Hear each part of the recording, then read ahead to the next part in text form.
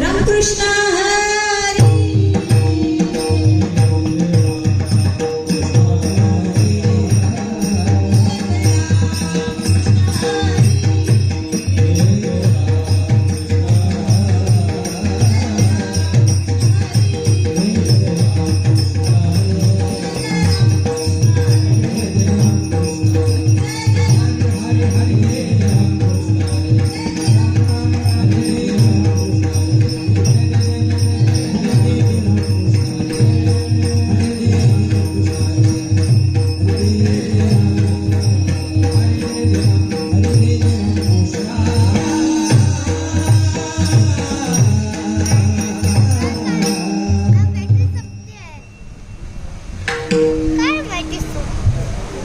रूप पाहता लोचनी सुख झाले मोसा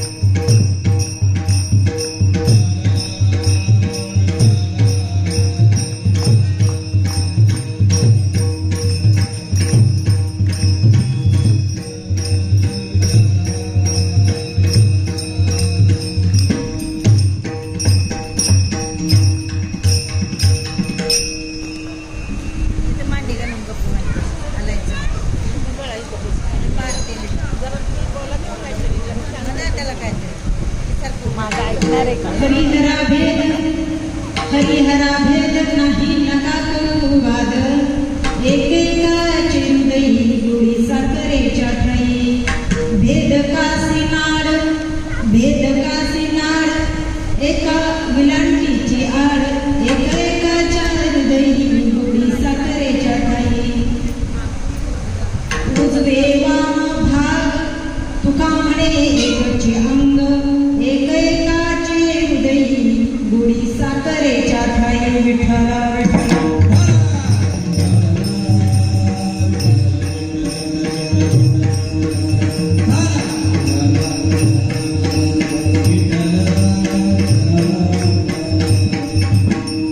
वक्रतुंड महाकाई सूर्यकोटी समप्रभ निर्विघ्नं कुरु मे देव शुभकार्येषु सर्वदा समचरण सरोजं सान्द्रलीलाभुताभं जगन्निहितपाणी मण्डनं मण्डनानं तरुणतुलसीमाकन्धरं कञ्जनेत्रं सदरवरासं विठ्ठलं चिन्तयामि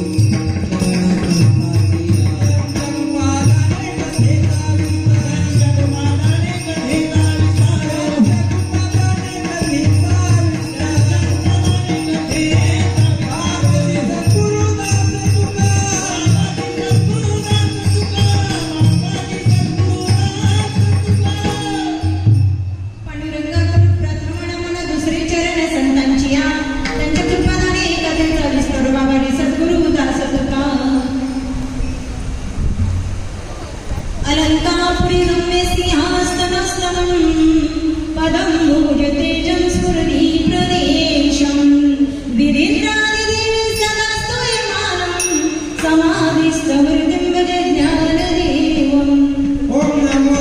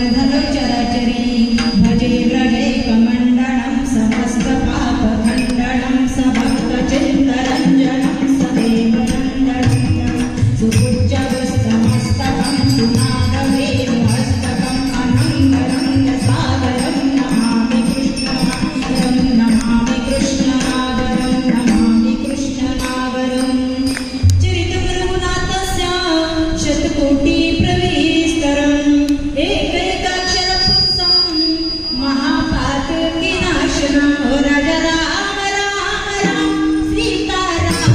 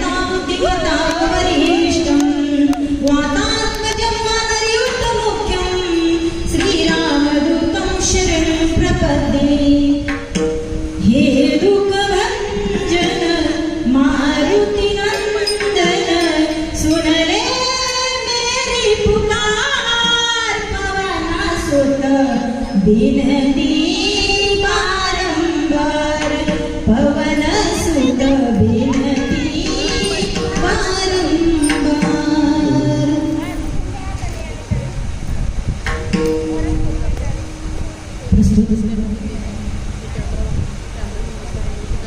प्राप्त प्रसंगी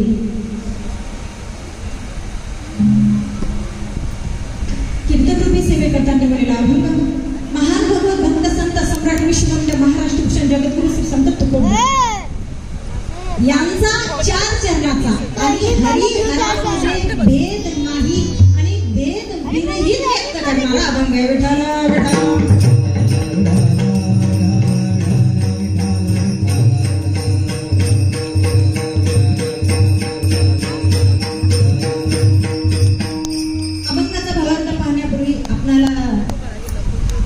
विठ्ठल देणे थोडे गरजेचे आहे. ते म्हणजे असे की सालाबादाप्रमाणे याही वर्षे चालू असलेला अखंड हरिनाम सप्ताह. आता या सप्तेचं काही म्हणजे किती वर्षे हे माहित नाही. किती वर्षे अखंड म्हटल्यानंतर तिथे काही वर्ष नाही. श्री शिव बुद्धेश्वर भगवान ट्रस्ट मंदिर वाशी, श्री काशीनाथ सीतारामजी भगत या ट्रस्टीचे मालक, त्यांनाही मी धन्यवाद व्यक्त करते की ज्यांच्यामुळे तुमच्या सर्वांच्या सेवेचा योग मला आला. आदरणीय त्यांचा मुलगा कपिश काशीनाथजी दादा भगत, केवल दादा काशीनाथ भगत, आई रमीला आहे का, आई रमीला, आई काशीनाथ भगत आणि सून वृषालीताई कपिश भगत यांच्या सर्वांच्या सेवेमुळे, यांच्या सर्वांच्या मुळे मला तुमच्या सर्वांच्या सेवेचा योग आला. आयोजक आदरणीय हरिभक्त परायण धर्मराजजी महाराज, त्यांनाही मी धन्यवाद व्यक्त करते. नियोजक आदरणीय हरिभक्त परायण रामचंद्रजी महाराज, त्यांनाही मी धन्यवाद व्यक्त करते. व ज्यांच्यामुळे माझा या ठिकाणी येण्याचा योग आला ते आदरणीय महाराष्ट्रातील नामांकित कीर्तनकार आदरणीय स्वर्गंधर्व श्री बालाजी महाराज मोहिते व तसेच आपले विठ्ठलजी महाराज, यांच्या सर्वांच्यामुळे सर्वांच्या तुमच्या सेवेचा योग आला. आयोजक नियोजक संयोजक अतिशय गोड आणि अतिशय गोड नियोजन आहे बरं का. पखवाज वादक आदरणीय हरिभक्त परायण आदरणीय माऊली महाराज अतिशय गोड पखवाज वादक आहे, त्यांनाही मी धन्यवाद व्यक्त करते. स्वर्गंधर्व आपले गायक दादा आदरणीय विठ्ठलजी महाराज, त्यांनाही मी धन्यवाद व्यक्त करते. इथले आदरणीय हरिभक्त परायण रामहरी महाराज व्यक्त करते. सर्व टाळकरी माळकरी गावकरी महिला मंडळ तुम्हालाही धन्यवाद व्यक्त करते. विनेकरी आई त्यांनाही धन्यवाद व्यक्त करते. साऊंड सिस्टीम वाले दादा तुम्ही म्हणसाल ताई माझा माझं कधी धन्यवाद व्यक्त करतात. दादा अतिशय गोडवर का तुमचं द्यावं तेवढं मोल थोडे अतिशय गोड साऊंड सिस्टीम लावलेलं आहे आणि नियोजन तर काय करावं असं वाटते जणू काय स्वर्गात आलं बरं काय.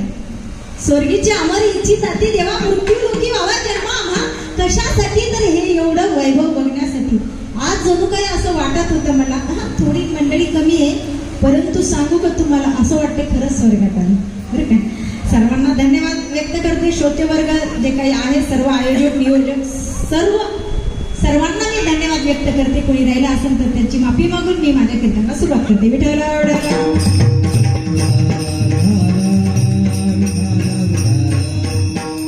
माझ्यासमोर बाबा बसलेले बघा खरं तर परमार्थिक आहेत हे मी त्यांच्या बघण्याकडून लक्षात घेतलं.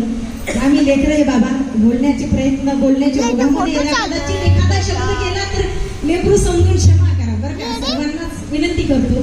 कीर्तन झाल्यावर विनंती करायच्या आधी विनंती करतो. विठ्ठल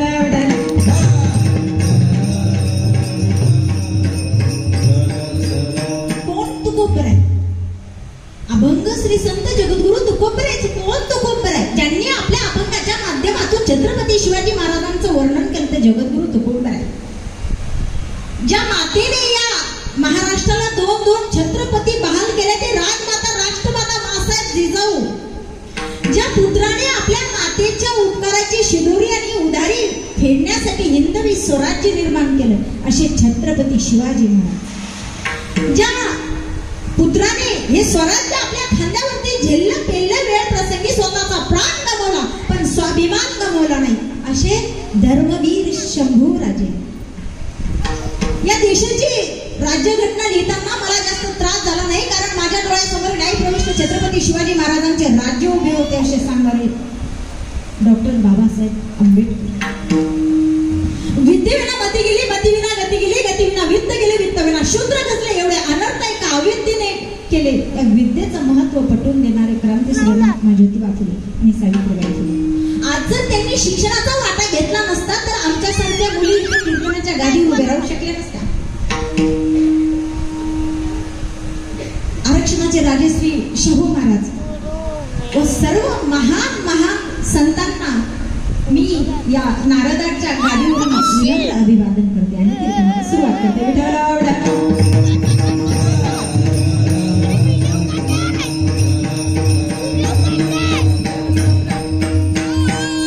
पहली गोष्ट टाइम इज मनी. वक्त वक्त की बात है और वक्त के आगे नहीं चलना. कारण कसं तुमच्या इकडे टाइम त्यामुळं टाइम आपल्याला कालावधी आपल्याला थोडा कमी आहे आणि कमी कालावधीमध्ये आपल्याला खूप काही प्रवास गाठायचा आहे. जगद्गुरु तुकोबराय म्हणतात की बाबा हरिहरा भेद नाही नका करू वाद. हरिहरामध्ये भेद नाही आणि तुम्ही वाद करू नका. का करू नका कारण आपण वाराला की महाराज देव बोलतो. आपण कशी माणसं आहे आपण भेद करतो. प्रत्येक व्यक्ती भेद करतो. आम्ही या देवाची पूजा करतो आम्ही त्या देवाची पूजा करतो आम्ही या देवाला मानतो आणि आम्ही त्या देवाला मानतो. पण जगद्गुरु तुकोबराय म्हणतात की बाबांनो तुम्ही भेद करू नका कारण हरिहरा भेद नाही नका करू आद नाही नका करू वाद.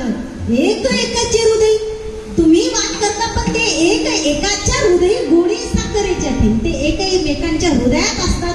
कशाप्रमाणे असतात तर गोडी साखरेच्या ठाई. साखरेच्या ठाईप्रमाणे ते एकमेकांच्या हृदयामध्ये असतात. म्हणून तुम्ही वाद करू नका. परंतु आपला स्वभाव आहे महाराज माणसं वाद केल्याशिवाय भागत नाही. बघा पूर्वीचा काळ होता भगवान शिवजी नित्य भगवान रामचंद्रजीचं भजन करतात. कोणाचं भजन करतात रामजीचं भजन. भजन करी महादेवा भजन करी महादेवा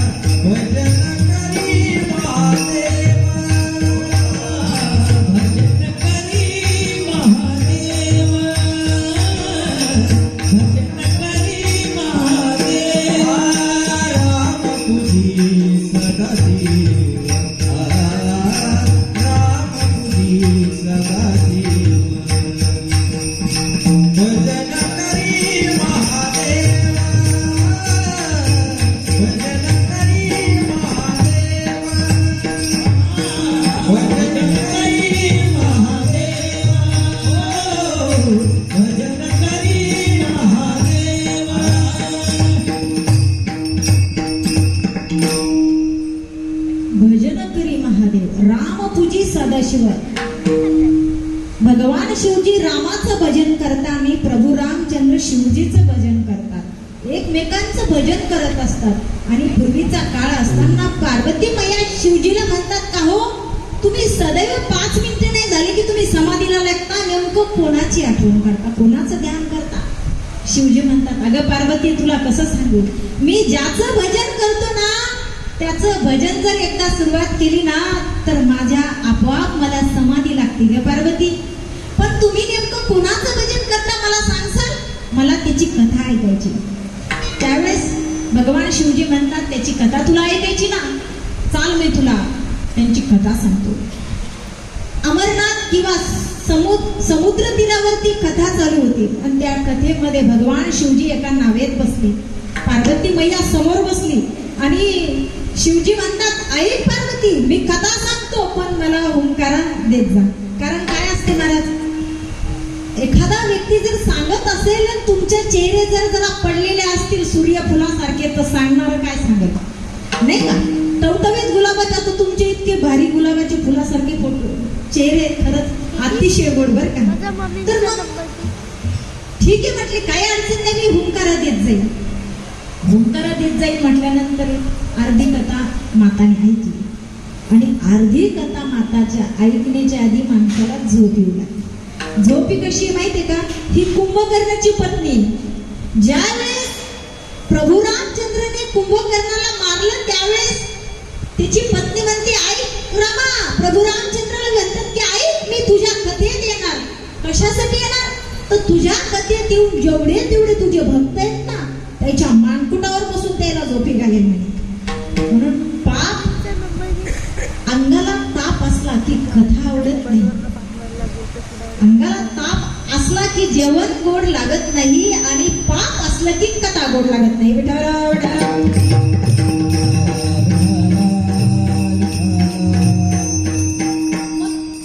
भगवंताची कथा आहे महाराज, भगवंताची कथा चालू होती परंतु पार्वती मैयाला अर्धवट मधामध्ये झोप लागली आणि मग हुंकारा देणं चालू. आणि हुंकारा कोण देत होतं तर त्या अमरनाथ याच्या ठिकाणी खच्छ नारायण भगवान विष्णू माशीच्या पोटात बसून ती कथा ऐकत होते. गोड अशी शिवजी कथा सांगत होते आणि ते कथा ऐकत होते, हुंकारा देत होते. आणि ज्यावेळेस हुंकारा देत होते त्यावेळेस भगवान शिवजीच्या लक्षात आलं की ही तर झोपली, ही तर घोरायला लागली. मग नेमकं हुंकारा कोण देते. भगवान शिवजी इकडे तिकडे बघू लागले तर तिथे माशीच्या पोटात असलेले कच्छ नारायण म्हणतात मीच आहे आणि मीच तुमची कथा श्रवण करत होतो. त्यावेळेस म्हणतात की ती कथा त्यांनी श्रवण केली. म्हणून वारकरी संप्रदायाचे मुख्य दैवत कोण आहे, आदिनाथ गुरु सकळ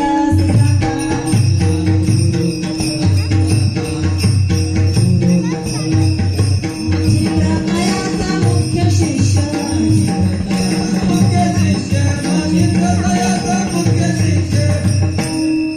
मच्छिंद्राने बौद्ध गोरक्षाशी केला, गोरक्ष ओळला गहिनी प्रती, गहिनी प्रसादे निवृत्ती दातार, ज्ञानदेवा सार चोजविले. कुणी कुणाला सांगितलं काय भेद आहे. अहो सर्वप्रथम वारी करणारे पहिले वारकरी कोण आहेत, पहिले वारकरी शिवजी आहेत. कोण आहेत वारकरी पहिले, पहिले वारकरी शिवजी आहेत.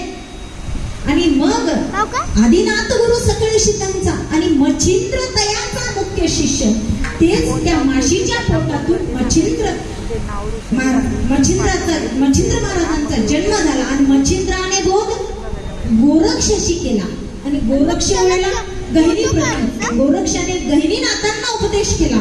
आणि गहिनीनाथांनी कोणाला उपदेश केला, निवृत्तीनाथाला उपदेश केला. आणि निवृत्तीनाथाने कोणाला उपदेश केला, ज्ञानदेवा सार चोजविले. ज्ञानदेवा माऊलीला ते ज्ञान सांगितलं. म्हणून वारकरी संप्रदायाचा बघा नियम आहेत काही की श्री संत ज्ञानेश्वर महाराज हे नाथ संप्रदाय बरोबर म्हणजे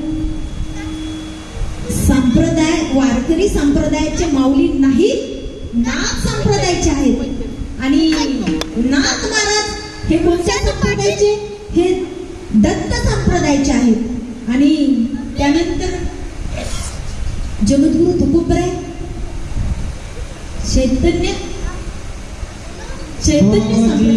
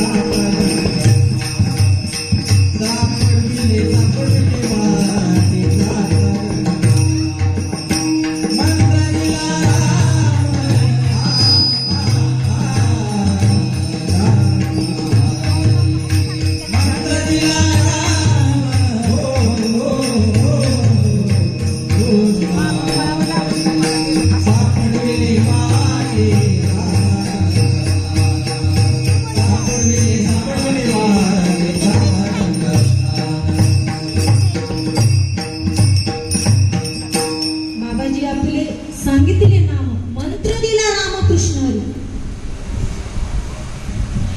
चैतन्य संप्रदायाचे असे नाथ संप्रदाय, दत्त संप्रदाय आणि चैतन्य संप्रदाय मिळून वारकरी संप्रदाय झाला.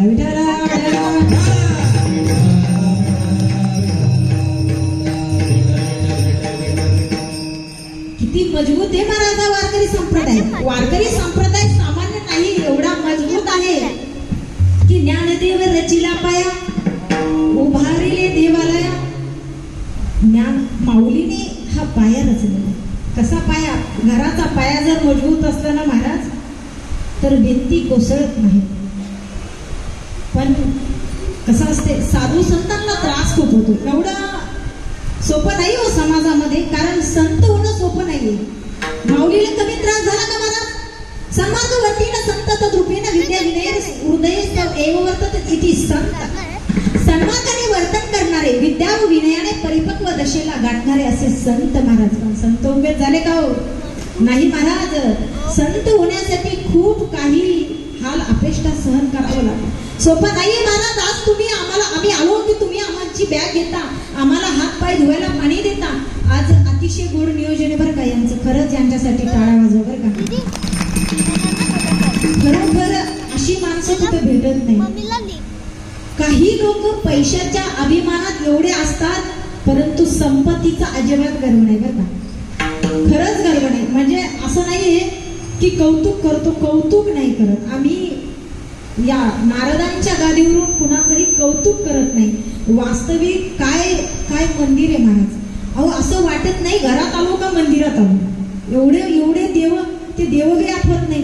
आत्ता मगाशी बघितलं विष्णू भगवान, मला तर वाटलं खरंच स्वर्गात आली तर काय. म्हटलं नाही ट्रेन खाली उतरा. स्वर्गात नाही एवढ्या. खरंच अतिशय गोड नियोजन बरं का. आणि मला त्यांनी सांगितले की आमच्या 5 पिढ्या परमार्थात.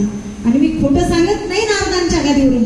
तुमच्या अखंड पिढ्या समोरच्याही परमार्थातच राहणार.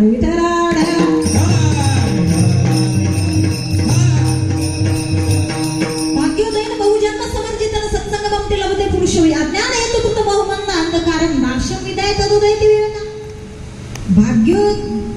भाग्य असल्याशिवाय परमार्थात येत नाही महाराज. हे भाग्य लागते. काहीकडे संपत्ती भरपूर आहे, पण संपत्तीचा उपयोग कुठे करावा ते त्यांना कळत नाही. वर्षातून कमीत कमी यांच्याकडे 10 ते 15 सप्ते असतात. म्हणजे काही सोपं आहे का? एवढं सांगतो तुम्हाला. खरंच हे काहीतरी पुण्याचा वाटा, एवढा पुण्याचा वाटा आहे की ईश्वर तुम्हाला देऊन त्याचे मुखी हरी पैठा होया. त्याचे मुखी हरी पैठा होया.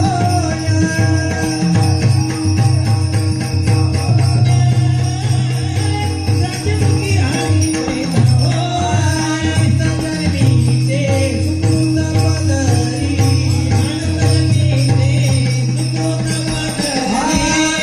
तजनीचे सुकृत पदरी.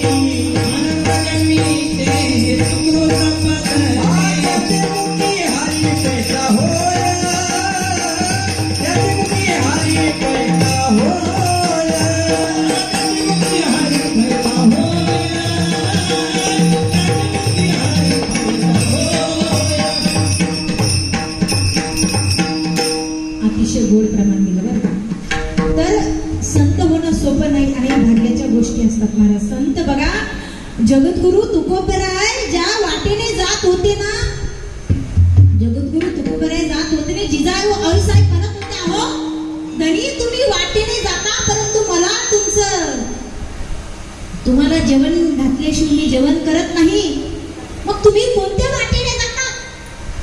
त्यावेळेस जिजाऊ आईला तुकोबराय म्हणतात, अगं जिजा एवढं काय बघायचं काम आहे, ज्या वाटेला लागली ना त्या वाट म्हणेल. काय म्हणेल महाराज ती वाट?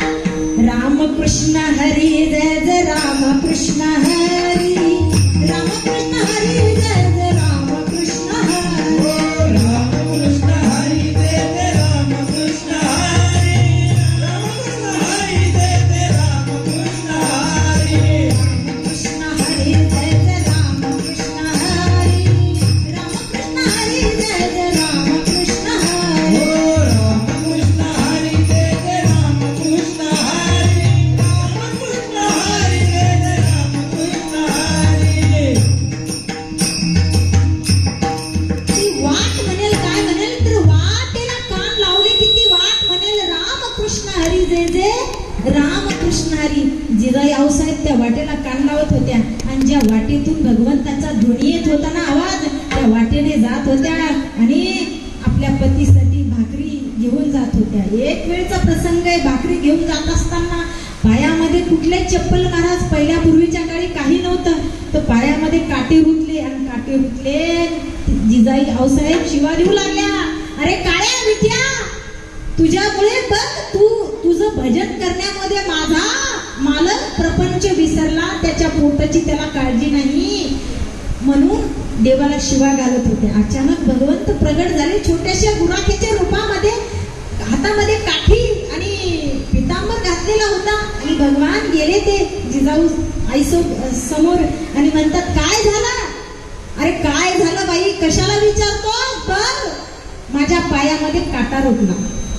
भगवंताने पाय घ्यावे महाराज, इवलेशे भगवान पाय घ्यावे आणि काटा काढावा. काटा कसा काढावा महाराज? काट्या काढण्याची नियम आहेत. काटा काढताना पाय आपल्या मांडीवर घेतला आणि आपल्या जिभेत थुंका लावून त्या काट्याला स्पर्श केला, तिथली जागा स्वच्छ केली आणि मग काटा काढू लागले. भगवंत म्हणतात, आऊसाहेब म्हणतात, अरे तुला काटा निघतो का? त्यावेळेस भगवंत म्हणतात, काटेच काढायचं काम करतो मी सगळ्यांचे पहिल्यापासून मी काटे काढण्याचंच काम करतो, म्हणून मी आता तुझा काटा काढतो. काटा काढला महाराज आणि काटा निघत नव्हता, तर भगवंताने स्वतःच्या दाताने काटा बाहेर काढला. ज्यावेळेस काटा बाहेर निघला तिथून रक्त निघू लागलं महाराज आणि रक्त निघलं ना, आपला पितांबर फाडला महाराज भगवंतानी आणि तो पितांबर जिजाऊ आईसाहेबच्या पायाला गुंडाळला. काय भाग्य असेल महाराज? अहो काय भाग्य असेल? एवढं भाग्य करण्यासाठी पुण्य करावं लागतं. ईश्वर उगाचच कुणाच्याही घरी येत नाही, कुणाच्याही दारी येत नाही, काहीतरी पूर्वजन्मीचं पुण्य लागते. आणि मग पितांबर बांधला आणि तुकोबराईकडे गेले आणि तुकोबराईकडे गेल्यानंतर तुकोबराई म्हणतात, अगं जिजा तुझा सुगंध कसं काय येऊ राहिला? अरे भगवंताने स्पर्श केला महाराज, भगवंताने स्पर्श केला होता. कुणाला? पुतणीला. पुतणीला स्पर्श केला तर पुतणीच्या प्रेताचा सुगंध सुटला. एवढं भगवंताचं देव आहे महाराज. देवाची कुणीही बराबरी किंवा शब्दातही वर्णन करू शकत नाही. अगं जिजा तुझा सुगंध येऊ राहिला, बघ बघ बघ काय झालं तुला पाहू दे. पायाला बघितलं तर पितांबर. जगद्गुरु तुकोबराय रडू लागले, गळगळा डोळ्यातून आसू पडू लागले. अगं तुला कुठं भेटला हा पितांबर? अहो आधी पिठलं भाकर खा, आधी जेवण करा, मग सांगते तुम्हाला काटा रुतला होता पायात. अगं जिजा त्याचं दर्शन घेतलं का नाही तू? त्यावेळेस जिजा आऊसाहेब म्हणतात, मी कशाला त्याचं दर्शन घेते, त्याला माझं दर्शन घ्यावं.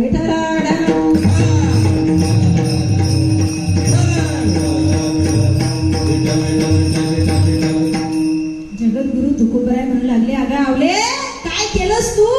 तो साक्षात ईश्वर आहे. बघा महाराज, देव जर एखाद्याची परीक्षा घ्यायला लागला तर खूप परीक्षा घेतो, पण देता वेळेस देव आपल्या बघत सुद्धा नाही की आपल्याला किती देईल हे काही सांगता येत नाही.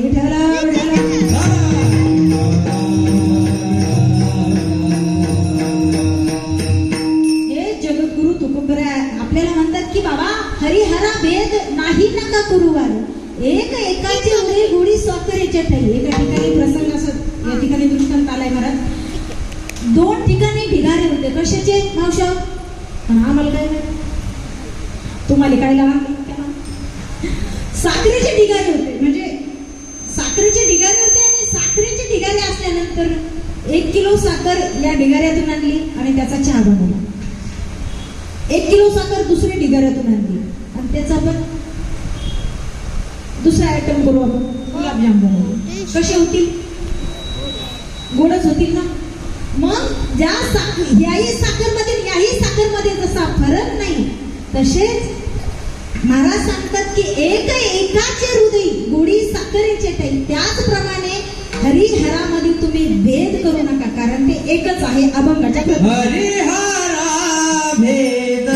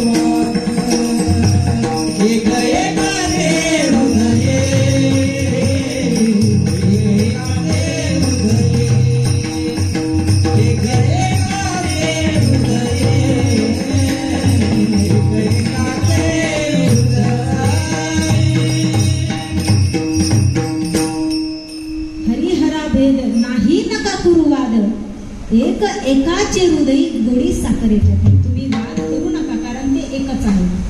तुम्ही वाद करून काही उपयोग नाही. पूर्वीच्या काळात बघा, एका सैवटची मुलगी एका वैष्णवाच्या घरी दिली. आता सैवटची मुलगी वैष्णवाच्या घरी दिल्यानंतर शिवजीचा गंध आपण कसा लावतो? आडवा, भस्म आडवा लावतो. आणि वैष्णव कसा गंध लावतात? उभा गंध लावतो. आता ही पोरगी आली, बिचारी नवीन आली आणि आल्यानंतर पूर्वीच्या काळी आता फरशी येते, पहिले सारवायचं होतं. ती सारवण काढू लागली. आता सारवण काढत असताना कसं सारवतो मावशाव आपण? आता कुठं राहिलं सारवायचं, पण आडवच पुसतो ना. फरशी जरी पुसायची तर उभी नाही पुसल्यावर आडवीच पुसावी लागते. मग ती सारवण काढू लागली. सारवण काढत असताना तिच्या सासऱ्यानं बघितलं, ए सुनबाई, अगं काय करतेस? सुनबाई तर घाबरली, हलूच लागली. काय झालं मामांजी? अगं आपण कोण आहोत? आपण वैष्णव आहोत. उभं सारो उभं. पुरीनं ओबड धोबड ओबड धोबड नवीन पोरगी होती. आताच्या सुनबाया थोड्या होत्या. आताच्या सुनबाया ऐकतील का? आमच्या इकडच्या सांगते, तुमच्या इकडच्या नाही. सुनबाईचं जर सुनबाईने सुनीनं जर आपलं केलं पाहिजे ना तर एवढं कौतुक करा मावशा. अख्ख्या भारतात माझ्या सुनासारखी सुनच नाही. म्हणलं वेळेवर जर नाही चहा पाणी दिला, वेळेवर जर नाही नाश्ता दिला तर आपलं नाव बदलून ठेवा. आणि तुम्ही का जर म्हणल्या माय कुठून आणली कामं करून, ती बराबर तुम्हाला वेळेवर जेवायला सुद्धा देत नाही. मला खरं सांगते तुम्हाला, कारण हे संपूर्ण जग स्तुतीप्रिय आहे. प्रत्येकाला स्तुती आवडते. कोण आहे महाराज? अरे 100 जरी मुलगा असला तरी त्याच्या आईला वाटते की माझा वाघ आला, वाघ. वास्तविक वाघ 5च्या नंतरचा वाघ आहे, पण तरी वाघ आला म्हणून आईला वाटते. तसं प्रत्येकाला स्तुती आवडते. मग सुनबाईने महाराज सारवलं ओबड धोबड कसं तरी उभं, आणि उभं सारवल्यानंतर सासरेबा आले बाहेर. आल्यानंतर ब्रश करू. आता ब्रश कसा करतात मावशा? मामांजी थांबा. म्हातारा म्हणते पोरीला काय झालं नेमकं? मामाजी आपण वैष्णव आहो, उभे दात घासा तुम्ही, असे आडवे घासू नका. म्हातारा जागेवरच आलं महाराज. म्हातारा म्हणते बाई सुनबाई तुला जे पटल ते कर, मला जे पटल ते मी करतो. विठाला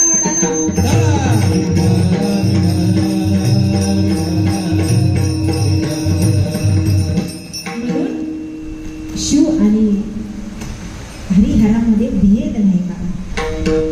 हरिहरा भेद नाही नका करू वाद, एकाच्या हृदय गोडी साखरेच्या ठाई. भेद कशी नाळ एक विलंटी चाळ. काय एक विलंटीचे? हर आणि हरी, हर आणि हरी एक विलंटीच आड आहे, त्यांच्यामध्ये भेद नाही. बघा पूर्वीचा काळ होता आणि समुद्र मंथन चालू होतं. समुद्र मंथनातून सर्वप्रथम काय बाहेर आलं? तर विष बाहेर आलं. विष बाहेर आलं आणि विष बाहेर आल्यानंतर संपूर्ण हलाहल विष ते बाहेर आलं. पूर्ण पृथ्वी तलावर तांडव रचला. पूर्ण वृक्ष उन्मळून पडू लागले, गुरंढुरं मरू लागले, माणसं मरू लागले, देवादिकांचा हाहाकार होऊ लागला. आणि मग सर्व विष्णू भगवंताला प्रार्थना करतात, शिवजी तुम्हाला यावं लागते. आता शिवजीला यावं लागते. शिवजी म्हणतात अगं पार्वती ऐकत का तू? मला सर्वजण देवता सर्व विनम्र पूर्वक मला विष प्यायला बोलवतात. आपली पत्नी असती तर म्हणली असती जाऊ नका, पण पार्वती मैया होती महाराज, जगत जननी आहे, आदिमाया शक्ती आहे. आणि ती काय म्हटली असेल शिवजीला? हो विलंब न करता लगेच तुम्ही त्या ठिकाणी तात्काळ जा. भगवान शिवजी आले महाराज आणि ते विष घेतलं आपल्या ओंजळीत घेतलं आणि विष पूर्ण प्राशन केलं. विष प्राशन केलं, पण विष प्राशन केलं तर संपूर्ण शरीरात गेलं का? नाही, विष फक्त कंठात धारण केलं. तुम्ही म्हणसाल महाराज शरीरात का गेलं नाही? तर संपूर्ण हृदयात माझा राम बसलेला आहे म्हणून कंठात विष धारण केलं. म्हणून तेव्हापासून शिवजीला एक नाव पडलं ते नीलकंठ. तेव्हापासून शिवजीला नीलकंठ नाव पडलं. म्हणजे किती प्रेम करतात एकमेकावर महाराज, किती प्रेम करतात. आपल्यासारखं आहे का? आपण तर भेद करतो, पण देवामध्ये भेद नाही महाराज. आपण वार आला की देव बदलणारे माणसं आहे. सोमवार आला की आपण काय म्हणतो? शिवभोळा चक्रवर्ती त्याचे पाय माझे चित्ते, भोळा चक्रवर्ती त्याचे पाय माझे चित्ते, भोळा चक्रवर्ती त्याचे पाय माझे चित्ते, भोळा चक्रवर्ती त्याचे पाय माझे चित्ते. वाजवत शिव नाम तयन माझे क्रोध काम, वाजवत शिव नाम तयन माझे क्रोध काम.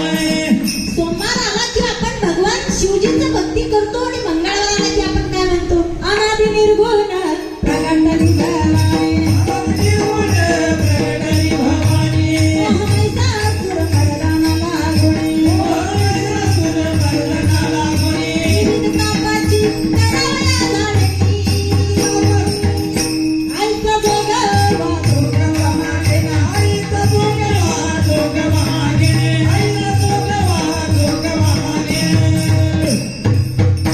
आपण बुधवार आला की कोणाची भक्ती करतो महाराज? विठ्ठल माझा माझा माझा माझा माझा, विठ्ठल माझा हे विठ्ठलाचा, विठ्ठल माझा माझा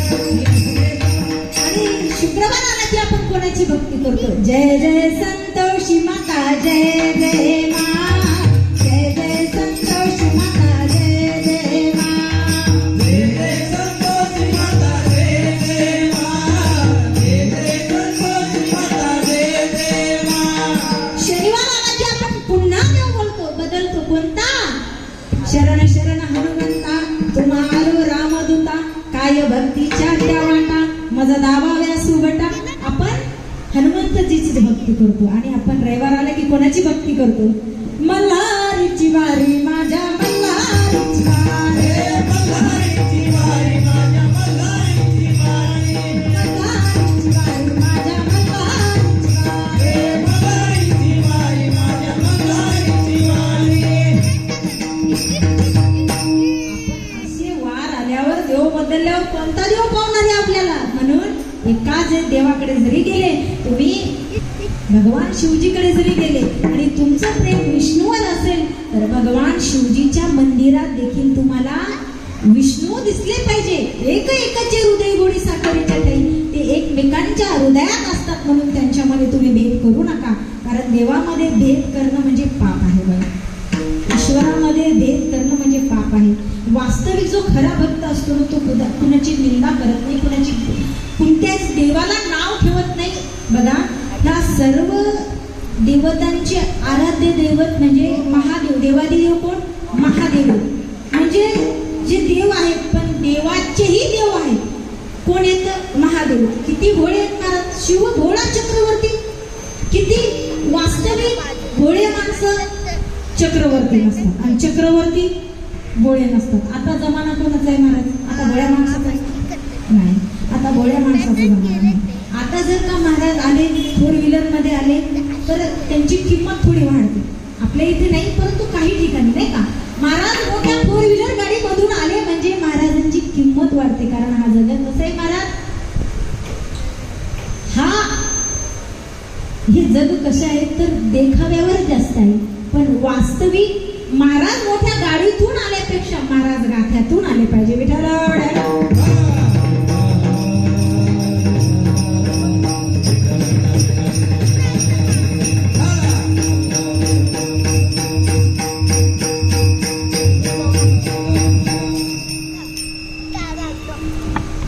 अशा प्रकारे महाराज भगवंत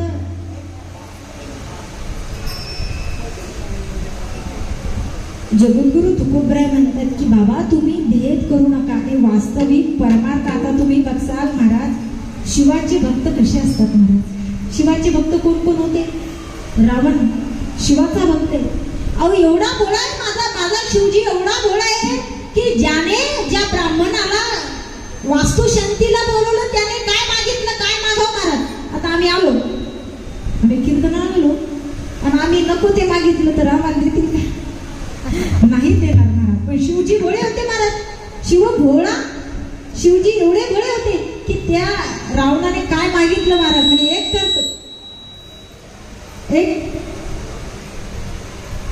मला एक कर म्हणे की तुझं जे घर आहे ना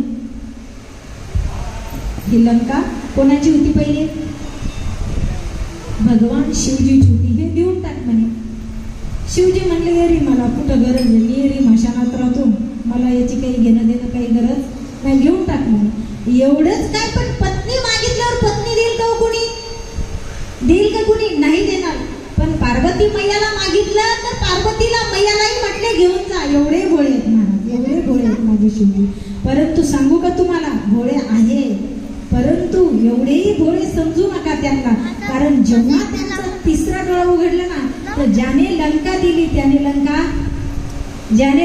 त्याने लंका जाळली कारण भगवान शिवजीचा 11वा अवतार म्हणजे रुद्र अवतार हनुमंतजीचा आहे आणि हनुमंतजीने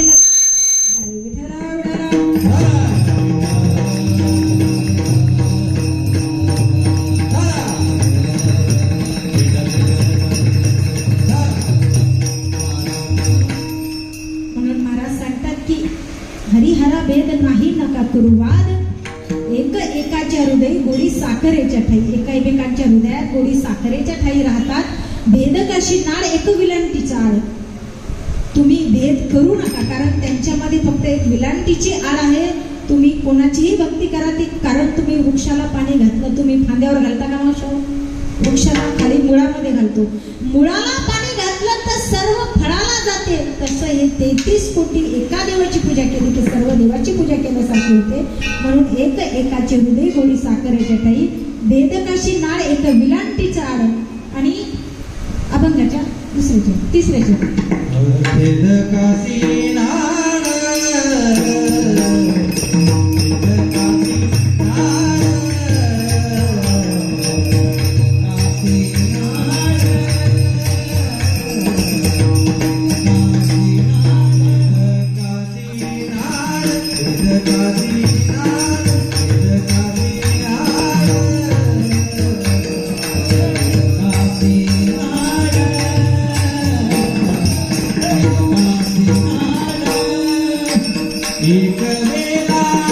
एक वेलांटी सियाळ, एक वेला येरळती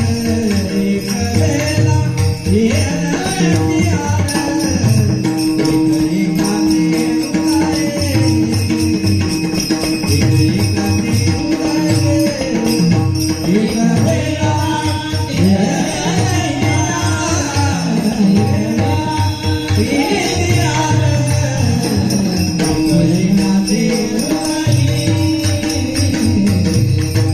येरळती आळ,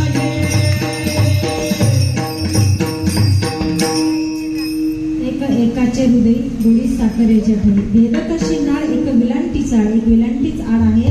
जगद्गुरु तुकोबराय म्हणतात की बाबा, तुकोबराय म्हणतात की उजवे वाम भाग, उजवे वाम भाग तुका म्हणे एकची अंग. जसं तुमच्या शरीरातला उजवा भाग आणि डाव्या भागामध्ये काही बदल आहे का हो? दोन्ही भाग नसलं तर जमल का मावशा? आणि प्रॉब्लेम काय अडचण येते का? तुम्ही माझ्याकडे बघा, जास्त वेळ घेत नाही तुमचा, अर्धा तास. कारण कसं आहे माहिती आहे का, कीर्तनकाराने कीर्तन सांगावं आणि लोकांनी ऐकावं. नाही तर मग कीर्तनकार इतका बोलावा की समोरच्याला वाटावं हे कधी बंद करते.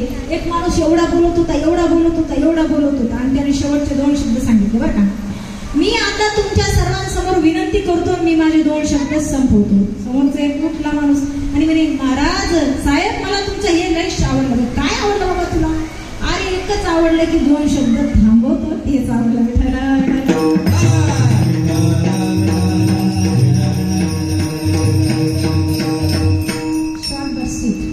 थोडं पण छान नाही का? तर आपल्या शरीराचा अर्धा भाग नसला तर उपयोगाचा आहे का? आपले दोन्ही हात महत्वाचे.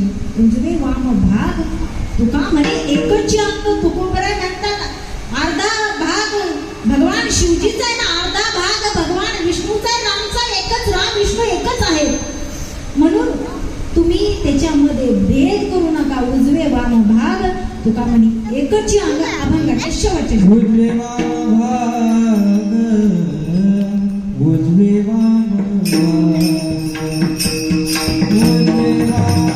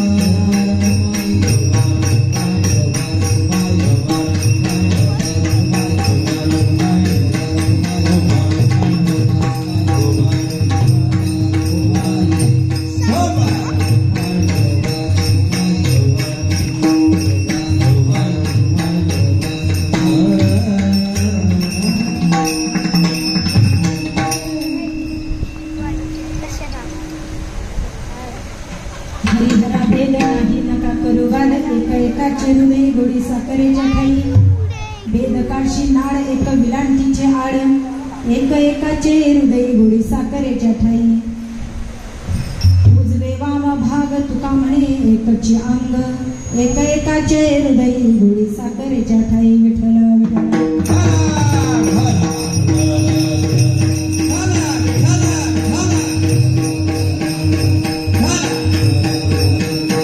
सर्वजण 2 मिनिटं हात वरी करा. आपण त्या भगवंताचं भजन करू.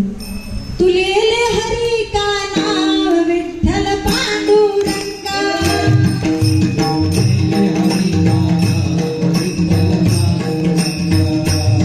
तुलेले हरी का नाव विठ्ठल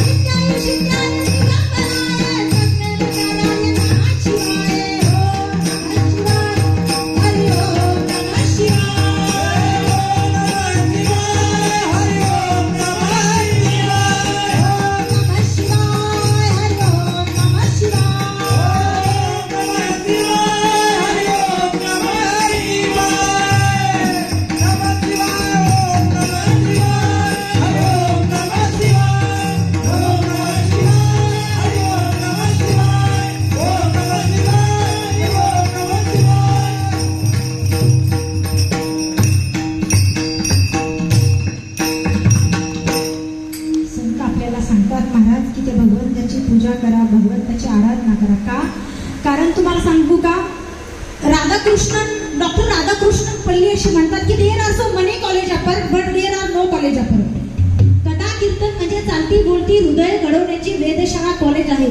गाता हातात असला की माथा जागेवर असतो आणि माथा जागेवर राहण्यासाठी हे भजन पूजन कीर्तन आपल्याला करावं लागते. वास्तविक बघा, तुमचा जास्त वेळ घेत नाही, मी 10 मिनिटाच्या वरी बसलेलो, तुमचा वेळ नाही. आज आपल्या मुस्लिम समाजामध्ये जर छोटा 5 वर्षाचा मुलगा असला तर ते त्या लेकराला मस्जिद मध्ये घेऊन जातात आणि म्हणतात बेटा हे आपला अल्लाह आहे. वास्तविक एका भिंतीकडे पाहून ते नमाज पडतात. आणि आज 25 वर्षाचा मुलगा जरी झाला तर परमार्थात याची त्याला लाज वाटते. वास्तविक आपल्या लेकरांना वास्तविक आता ही मुंबई आहे, इथं परमार्थ भरपूर लोक करतात बरं का. भरपूर फरक एवढा आहे की थोडं गावाकडं जास्त पब्लिक असते, इथं थोडं जास्त याच्यामध्ये लोक नाही, परंतु परमार्थ करतात. आणि इकडचा परमार्थ म्हणजे महाराज काय शब्दात वर्णन आम्ही करू शकत नाही. इकडचा परमार्थ खरंच, कारण आपला देव देश धर्म टिकून ठेवणं आपल्या हातात आहे. आज आपल्या समाजाला आपल्या देवाची धर्माची आणि याची गरज आहे. कारण हे एकच एक ठिकाण असे महाराज, या ठिकाणी महाराजांनी 2 तास बोला, 2.5 तास बोला, लोक उठणार नाहीत महाराज. पण एखाद्या याच्यामध्ये जर बातम्या चालल्या, एखादी राज्यसभा असली, एखादी विधानसभा असली, एखादी कोणती सभा असली राजकारणातली, तर लोक फक्त तितक्या पुरतं बसतात. पण ते बी 300 रुपये देऊन आणावं, बरोबर का नाही? 300 द्या, 500 द्या. कारण एकाच्या चहा घेतात, दुसऱ्याच्या गाडीत बसतात, तिसऱ्याचा प्रचार करतात, पाचव्याला निवडून आणतात. म्हणून जनावर कधीही विश्वास ठेवता कामा नाही. पण या ठिकाणी जे सर्व येतात ते कशासाठी येतात महाराज? कशासाठी तुम्ही आम्ही आले? 2 तास तुम्हाला काम नाही म्हणून आलेत का? आम्ही एवढ्या लांबून आलो, आम्हाला काम नाही म्हणून आलो का? पण जे आपला ईश्वर आहे, आपला आराध्य आहे, त्याची आराधना करणं आपलं काम आहे. आणि ही महाशिवरात्री एक पर्व आहे महाराज. 5 पर्वापैकी एक पर्व आहे. आणि या पर्वावर आपण त्या भगवान शिवजीची आराधना करतो. संत आपल्याला हे जागृत करतात, म्हणतात संत आपल्याला जागृत करतात की बाबा याच्या पाठीमागं ते झालं ते झालं, पण आता तरी पुढे हाची उपदेश नका करू नाश आयुष्याचा नाश करू नका. तुमच्या आयुष्याचा नाश जर व्हायचा असला ना तर परमार्थात जर आले ना महाराज, तर परमार्थात आल्यानंतर आपलं जर कुठं वाईट जर घडायचं असलं तर ईश्वर आपल्या पाठीमागे उभा राहतो आणि आपलं वाईट काळ आपला टळून जातो. एवढं सामर्थ्य या भगवंताच्या नामचिंतनामध्ये आहे. सांगायला खूप काही नाही, परंतु टाइम इज मनी. पैशापेक्षा टायमाला महत्व असते. म्हणून वेळेच्या ओघात मी तुम्हाला जास्त बोलणार नाही. नाथ महाराज देखील आपले म्हणतात की बाबांनो, तुम्ही एवढ्या या नरदेहाला आले की 84 लक्ष योनी फिरून आल्यानंतर हा नरदेह तुला भेटलाय, तर हा वाया घालू नको. आणि तू जर का हा वाया घातला तर मग तुला मेल्यानंतर कोण न्याली? यम न्याली. आणि यम कशावर येतो? बुलेटवर येतो का? थारमध्ये येतो का? तो कशावर येतो? तर तो रेड्यावर येतो. रेडा पाहिला का? रेडा बघितलं तर माणसाला भीती वाटते. रेड्यावर येतो आणि एवढंच काय, हातात चाबूक घेऊन येतो. मग मारिती, झोडीती, तोडीती, निष्ठुर यमाची किंकर बहुसार. आणि या यमाच्या तळ्यातून तुला जर वाचायचं असेल तर मग काय कर? भगवंताचं भजन कर. आणि तुला एवढं सांगून जर नाही कळलं, मग नाथ महाराज म्हणतात हे जरी नाही कळलं मग दुसरा येईल. हे जरी नाही कळलं, हे जरी नाही कळले, मग दुसरा येईल. हे जरी नाही कळले, सरत शेवटी काळ बांधून येईल. सरत शेवटी सरत शेवटी काळ बांधून येईल. सरत शेवटी एका जनार्दनी आमचा कायदा जाईल. हो एका जनार्दनी आमचे दैव जाईल. कायदा जाईल. पिकळा पिकळा पिकळा पिकळा महावारी, बोल बोलत देगा पिकळा महावारी. पिकळा महावारी, बोल बोलत देगा पिकळा महावारी. पिकळा महावारी, बोल बोलत देगा पिकळा महावारी. काळा राती कर्कट होत विचारू वाचवून. आधीच देखणी होती का मुसलमानाची सुन. कातरीलाही म्हणाला, कातरीलाही म्हणाला, राजा तो शीलवान, राजा तो गुणवान. म्हणून आनंदाने नाचत होते हिंदू मुसलमान. आनंदाने नाचत होते हिंदू मुसलमान. म्हणून आनंदाने नाचत होते हिंदू मुसलमान. आनंदाने नाचत होते हिंदू मुसलमान. गिरकी खरी, हो गिरकी खरी, गिरता परी लहरी भगवा ध्वज. उगवताना तिथे राहला गरजा शिवाजी राजा. उगवताना तिथे राहला गरजा शिवाजी राजा.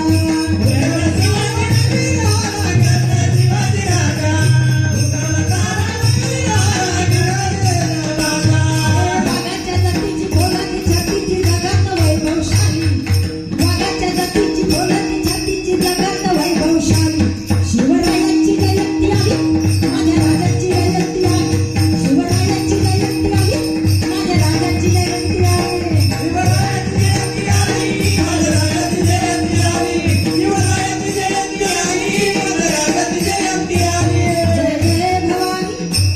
जय जय भवानी, जय जय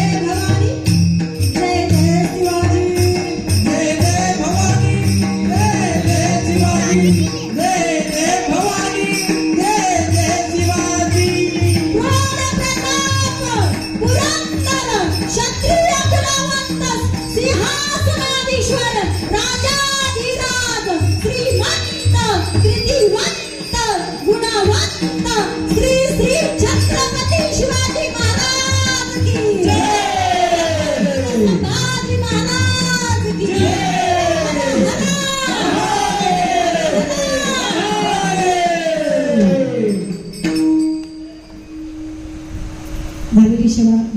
महाराजांच्या चरणी समर्पित करून माझ्याकडून काही बोलण्याच्या ओघामध्ये तुम्हा मायबापाचं काही जर अंतःकरण दुखलं असेल तर आपली पोरगी समजून मला क्षमा करा. अतिशय गोड नियोजन केलं बरं का. मी तर या गाडीवरून तुम्हाला सांगेन की तुम्हाला खूप आयुष्य भगवंत देणाऱ्या अशी सेवा तुमच्याकडून करून घेणार आहे बरं का. त्यामुळं अतिशय गोड नियोजन आणि कलाकार पण नंबर 1 आहेत महाराज खरंच. पखवाज वादक दादा अतिशय गोड नियोजन आणि श्रोते वर्ग तर तुम्हाला असं वाटलं की सकाळपर्यंत महाराज कीर्तन करावं. कारण आता शिवरात्रीचा पर्व आहे नाही का. कालची एकादशी झाली, आजची द्वादशी, परत उद्या महाशिवरात्र. म्हणजे हा पर्व आहे आणि जेवढं आपण भगवंताचं भजन पूजन केलं तेवढं कमी आहे. तुम्हीही असे सुंदर असे बघून माझ्याकडे ऐकत होते. मला असं वाटत होतं आणि एक तास चालवा पण इथे जमत नाही. असो अतिशय गोड असं त्यांनी मला साथ केली. सर्वांना मी धन्यवाद व्यक्त करते. सर्वांना धन्यवाद व्यक्त करून मी या ठिकाणी माझ्या सेवेला पूर्णविराम करते. ज्ञानेश्वराम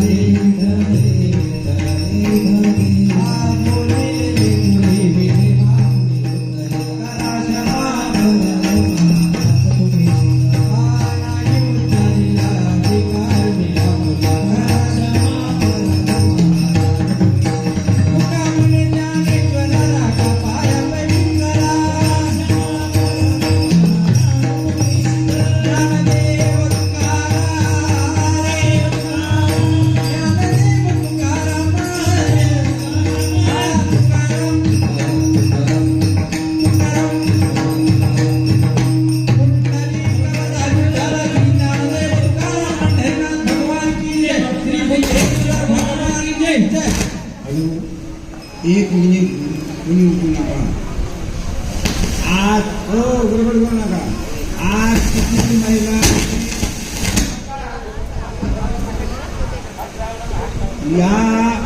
किती महिलांनी ताईची पूजा केली, किती महिलांनी केली तर 5-6 काय असतील ती. म्हणून आमच्या तुकाराम महाराजांनी मागितले कुळी कन्या पुत्र मुलगी पाहिजे. बुद्धेश्वराला नमस्कारा पहिली मुलगी मला दे. कारण अशी सेवा घडायला पाहिजे. सेवा नो असो. आज ताईने जो कार्यक्रम केलेला आहे तुम्ही भारून गेलेले आहात. तुमचे चारही सांगते पण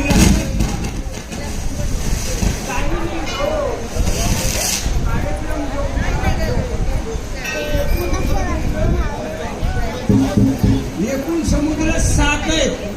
पण आमच्या मातीचा समुद्र 8वा आहे. बघता ज्ञानाचा सागर. त्या सागरामध्ये काय मिश्रण केलेली आहे. माऊलीच्या दरबारात काय कमी आहे असं सर्वांनी सुंदर गोड ते कार्यक्रम केलेला आहे. तुम्ही वाढून गेलेला आहात. उद्याचा कार्यक्रम